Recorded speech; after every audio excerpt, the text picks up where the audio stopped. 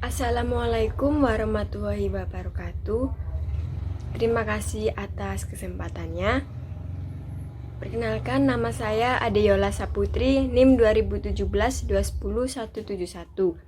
Di sini saya akan menjelaskan metodologi penelitian saya tentang pengaruh struktur kepemilikan manajerial, kepemilikan institusional, dan modal intelektual terhadap kinerja keuangan perusahaan yang terdaftar di Bursa Efek Indonesia. Selanjutnya, di sini saya akan menjelaskan kerangka penelitian kinerja keuangan perusahaan, di mana kinerja keuangan perusahaan ini merupakan penentuan ukuran tertentu yang dapat mengukur keberhasilan suatu perusahaan dalam menghasilkan laba. Nah, kinerja keuangan ini merupakan gambaran kondisi keuangan perusahaan pada suatu periode tertentu, baik menyangkut aspek penghimpunan dan maupun penyaluran dana, yang biasanya diukur dengan indikator kecukupan modal, likuiditas, dan profitabilitas.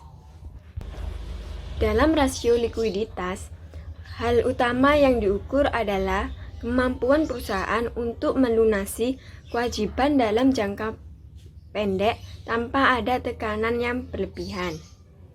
Nah, rasio ini memfokuskan pada aset lancar dan kewajiban lancar. Selanjutnya, solvabilitas adalah kemampuan jangka panjang perusahaan untuk memenuhi kewajiban jangka panjangnya.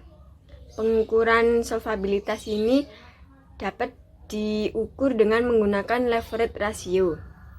Selanjutnya, profitabilitas. Profitabilitas ini adalah ukuran kemampuan perusahaan untuk menghasilkan laba dengan menggunakan aset dan mengelola operasinya secara efisien. Rasio profitabilitas ini menunjukkan kemampuan perusahaan dalam mencetak laba.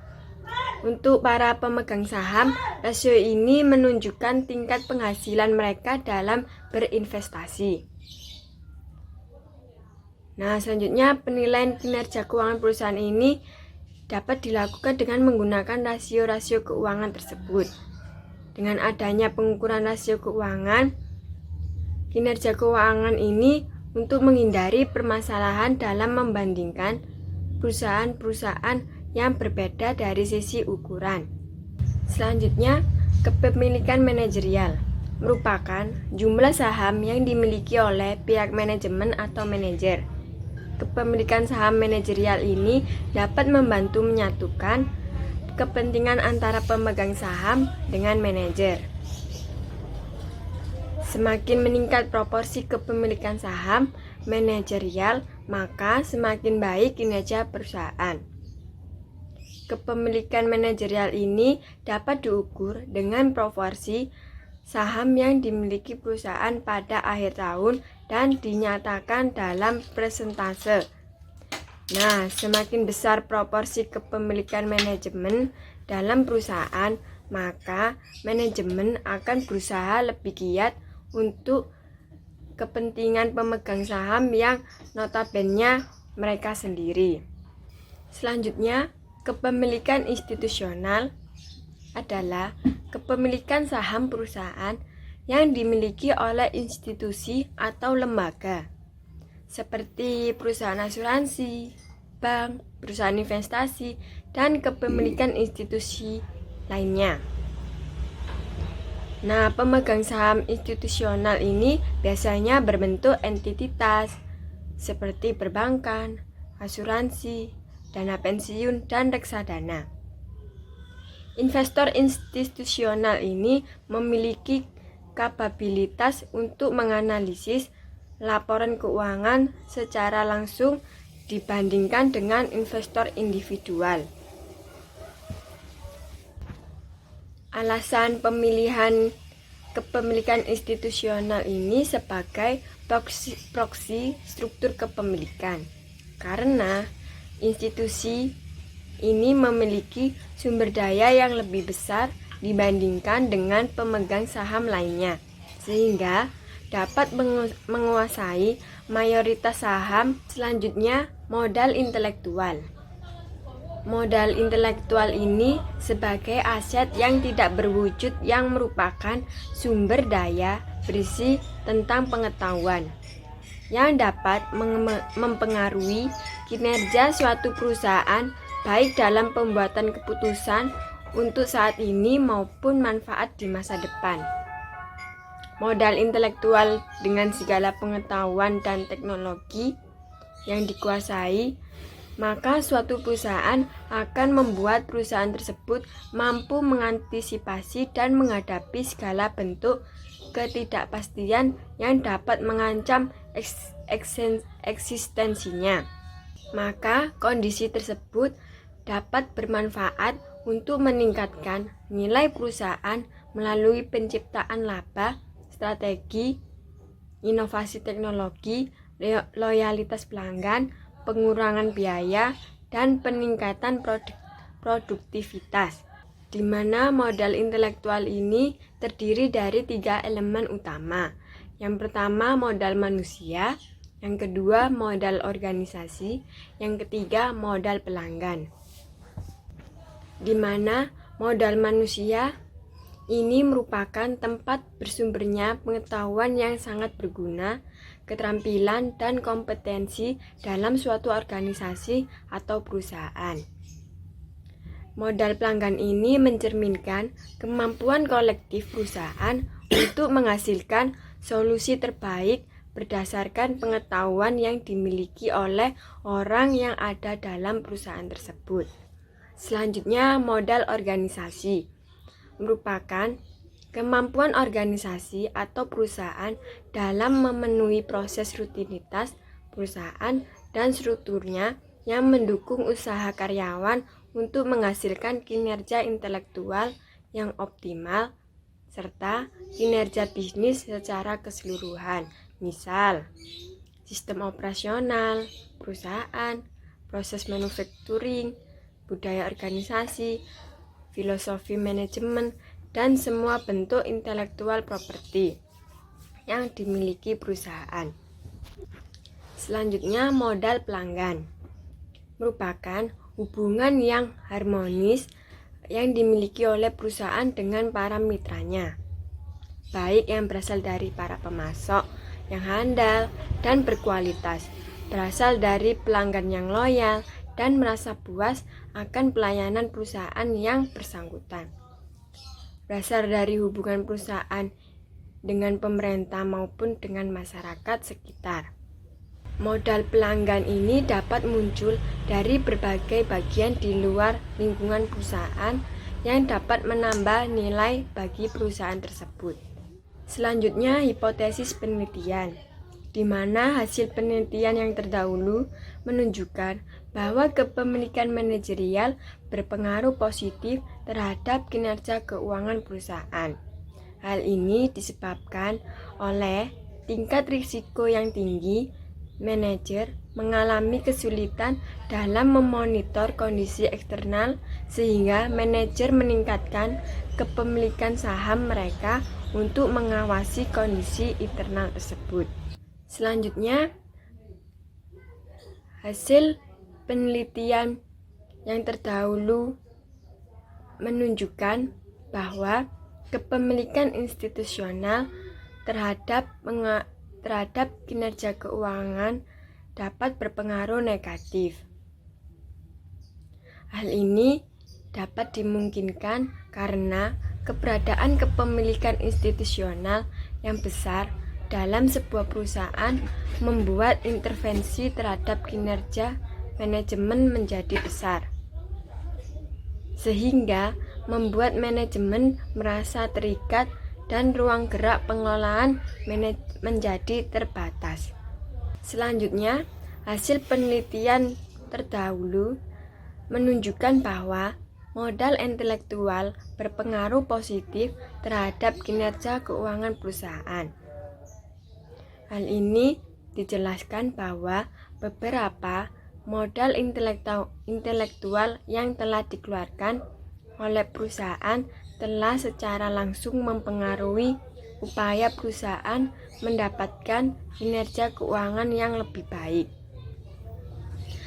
pemanfaatan modal intelektual secara efektif dan efisien akan berkontribusi signifikan terhadap pencapaian keunggulan kompetitif dan selanjutnya akan tercermin dalam kinerja perusahaan yang baik. Selanjutnya, metodologi penelitian.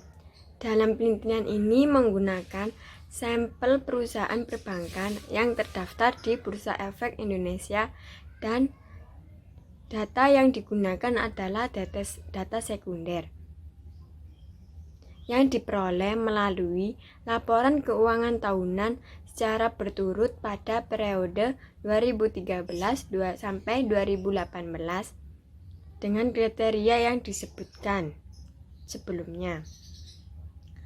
Metode pengumpulan data ini dengan menggunakan metode dokumentasi, di mana menggunakan teknik pengumpulan data yang terkait dengan objek penelitian. Penelitian ini menggunakan data yang bersumber dari laporan keuangan yang dipublikasikan di internet melalui website Bank Indonesia dan di website resmi Bursa Efek Indonesia. Selanjutnya, teknik analisa data, di mana dalam penelitian ini menggunakan teknik analisa data adalah menggunakan analisis deskriptif dan analisis regresi linear berganda dan analisis uji asumsi klasik, di mana analisis deskriptif ini adalah analisis yang memberikan gambaran atau deskripsi suatu data yang dilihat dari nilai rata-rata, standar deviasi, varian, maksimum, minimum, sum, range, atau kurtosis.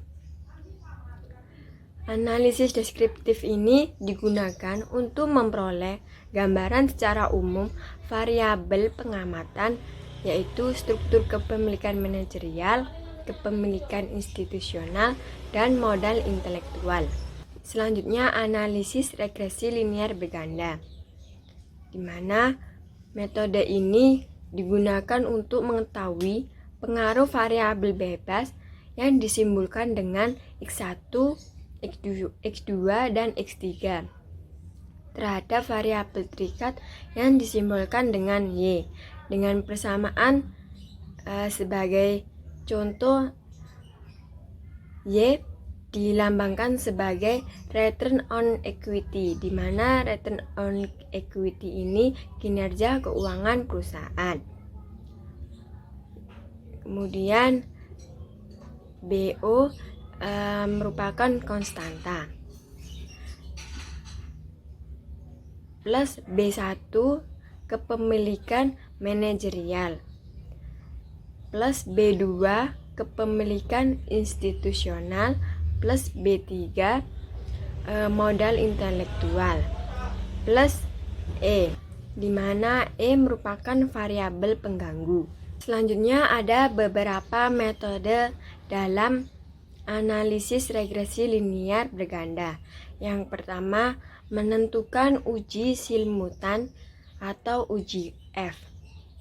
Digunakan untuk menguji apakah secara simultan kepemilikan manajerial, kepemilikan institusional, dan modal intelektual secara signifikan mempengaruhi kinerja keuangan perusahaan atau yang disebut ROE. Yang kedua, menentukan uji parsial atau yang disebut uji T. Digunakan untuk menguji apakah secara parsial kepemilikan manajerial, kepemilikan institusional, dan modal intelektual yang terdapat dalam persamaan secara signifikan apakah mempengaruhi kinerja keuangan perusahaan atau ROE. Selanjutnya, yang ketiga, menentukan koefisien determinasi. Digunakan untuk seberapa besar kemampuan model dalam menerangkan variasi kinerja keuangan perusahaan, atau dapat diartikan besar kontribusi kepemilikan manajerial, kepemilikan institusional, dan modal intelektual secara simultan mempengaruhi kinerja keuangan perusahaan atau ROE. Nilai koefisien determinasi adalah antara 0 dan 1. Semakin besar nilai koefisien determinasi ini, semakin besar kemampuan kepemilikan manajerial, kepemilikan institusional, dan modal intelektual dalam menjelaskan kinerja keuangan perusahaan atau ROE.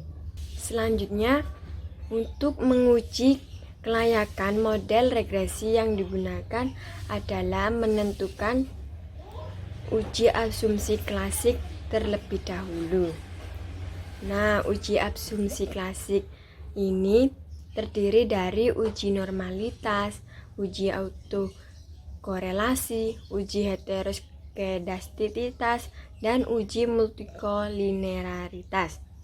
Selanjutnya, uji normalitas digunakan untuk bertujuan menguji apakah model regresi variabel pengganggu atau residual memiliki distribusi yang normal. Ada dua cara untuk menguji apakah distribusi data normal atau tidak, yaitu dengan menggunakan analisis statistik atau analisis grafik. Pada penelitian ini digunakan analisis uji Kolmogorov-Smirnov. Selanjutnya, uji multikolinearitas dilakukan dengan tujuan untuk mengetahui apakah ada korelasi antara variabel independen dan model regresi. Jika terdapat korelasi antar variabel independen, maka variabel ini tidak ortogonal.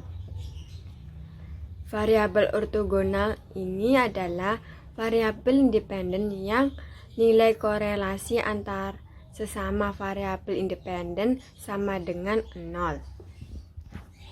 Untuk menemukan ada atau tidaknya multikolinearitas dalam model regresi dapat diketahui dari nilai toleransi dan nilai variansi.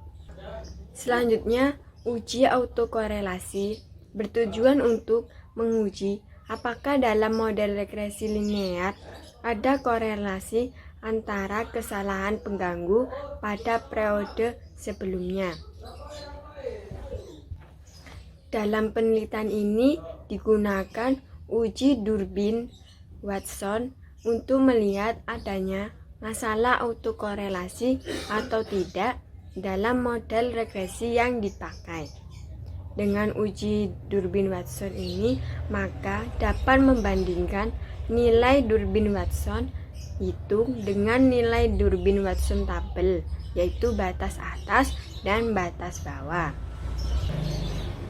Selanjutnya, uji heteroskedastisitas bertujuan untuk menguji apakah dalam model regresi terjadi ketidaksamaan varian dari residual satu pengamatan ke pengamatan lain.